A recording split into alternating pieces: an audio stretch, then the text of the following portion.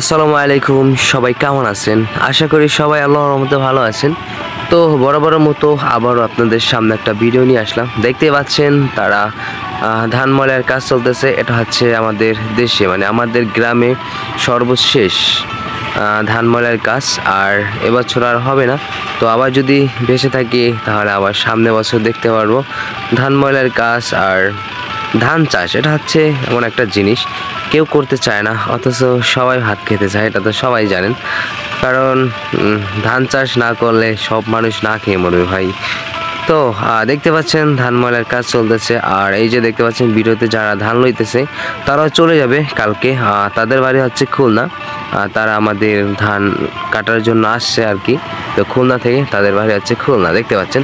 তো অবশ্যই যাদের কাছে ভিডিওগুলো ভালো লাগে, এরকম ভিডিও দেখতে ভালো লাগে, তারা অবশ্যই বলবেন, অবশ্যই কমেন্ট করবেন, লাইক দিবেন। আর যারা যেরকম ভিডিও দেখতে চান, অবশ্যই আপনারা তো জানেন আমি ব্লগ ভিডিও বানাই।